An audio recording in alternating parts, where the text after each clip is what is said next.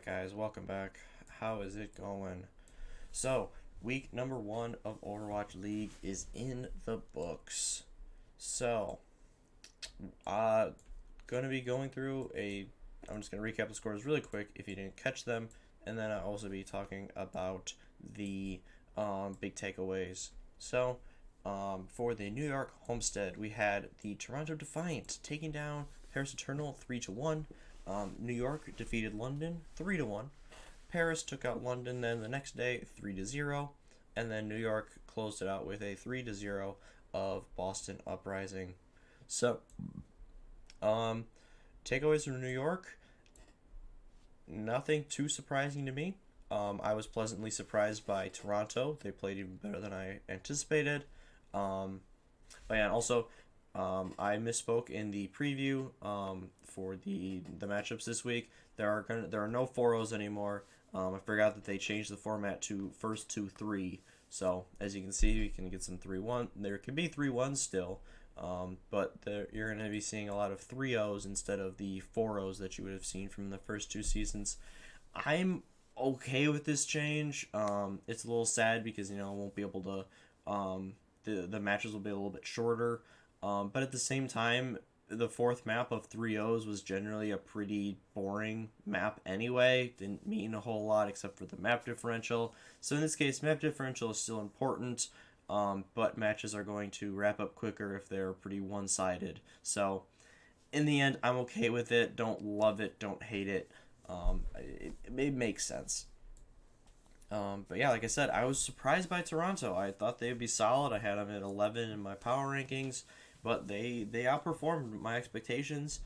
Beast had a really solid debut. I thought that he played a very good match. Surefour and Logics were on point. Nevix was great. Such an underrated player Nevix is. So yeah, got pretty high hopes for that team. New York, they looked solid. Their first match, they were a little shaky. Dropped a map to London right away, but then they recovered and won that pretty easily. So look for them to be, a very, very good team.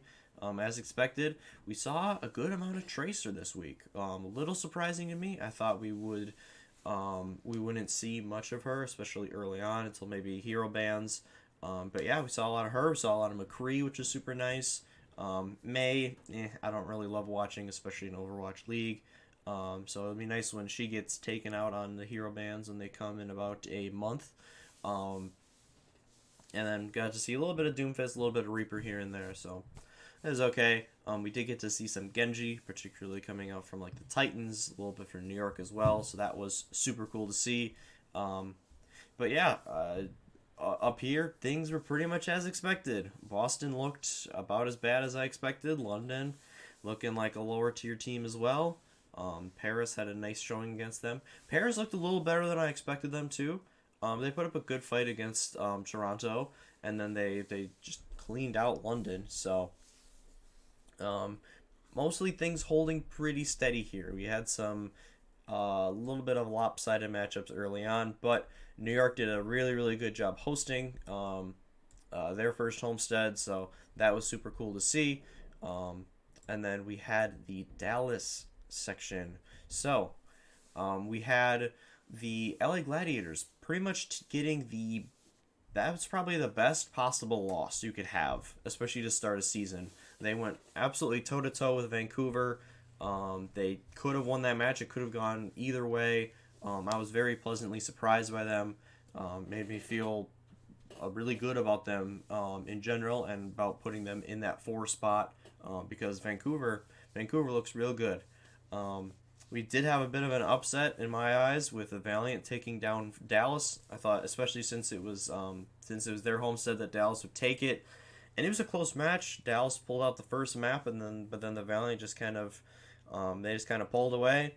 They in stretches the Valiant looked really solid, but there were also those fights where they just couldn't, in the brawly fights, they just couldn't really put stuff together at times. But KSP though, really, really good performance, particularly on the McCree. He had some nice moments on Widow as well. So yeah, it was a really good start to the year for Valiant. They then did get smashed by Vancouver. But I mean, it's Vancouver. I think I said this in my off-season video and like my wrap-up for season 2. Um, Hacksaw's winning MVP this year, I think. Um, he is just so he's nuts. He's just nuts. There isn't really any other ways to describe it.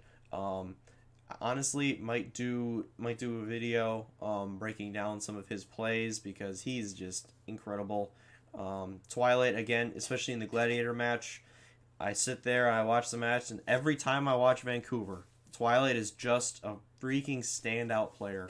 And Jaehong played really well when they put him in as well, so that was cool to see.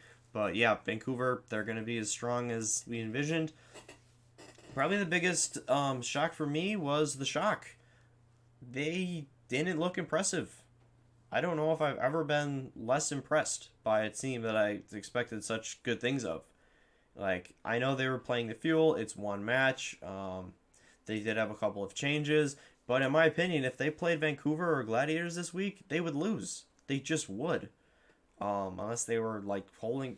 they're not the type of team to hold back. They steamrolled everyone last year. They didn't, like, play down to the level of their opponents. So I don't think it was that either. And Dallas played really well this match. I don't want to take too much credit away from them because they did play really well. Decay had some nutty moments on McCree. Doha had some really good performances, even though his Sombra left some to be desired, and some of his blizzards were just terrible. But yeah, Dallas did play really well. They rallied behind the crowd. It's going to be pretty bitter for them to open up the year 0-2 though. Like especially that there's no shame in losing to the Shock. Like I said, they kept it so close. They nearly won the first map. They did win the third map. And even the second one in particular was pretty close as well. Could have gone either way with a couple of different breaks. But man, like I said, 0-2 in the Homestead. It might be just another one of those years for Fuel fans.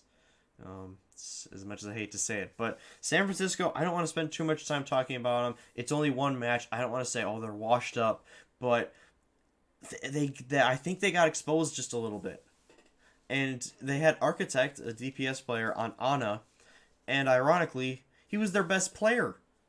He was hitting every sleep known to man, and his antis were perfect. He was constantly nanoing Super. Super, by the way, got absolutely bodied by Trill on the Reinhardt.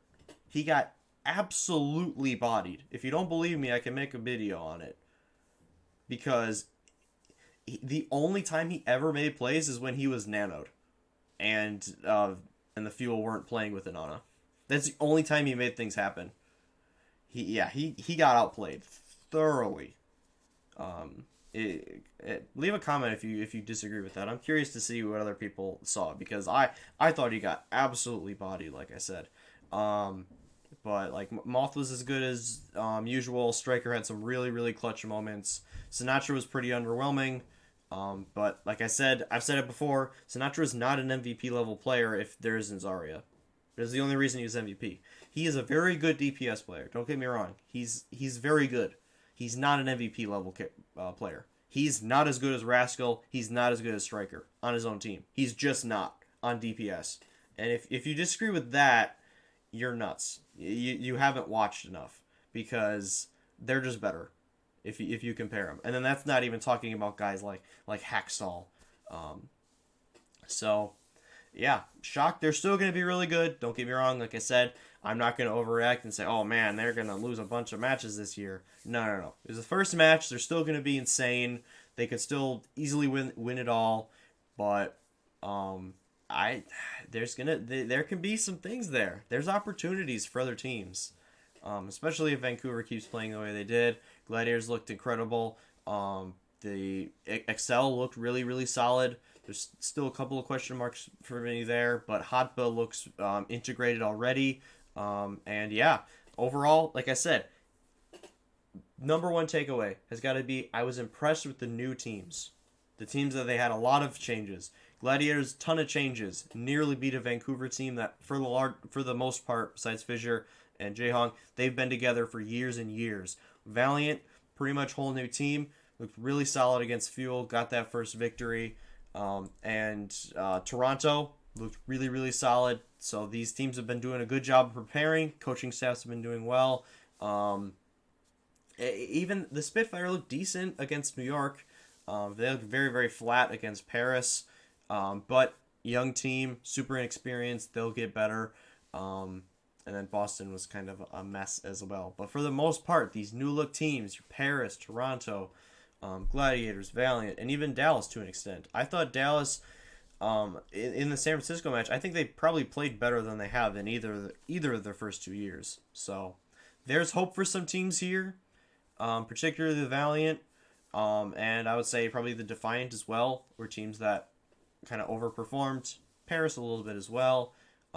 But we should have a very competitive start to the Overwatch League, and that's generally how it is. Generally towards the middle of the season, that's when some of like the upper tier teams, like your San Francisco's and your Vancouver's, really start to pull away and start blowing teams out. So we'll see how it goes. But like I said, for the most part, I was impressed by everything. Production and everything was okay. There were a couple of like little stream issues, but it's bound to happen. There were some commercials that were cutting off games, which is bad.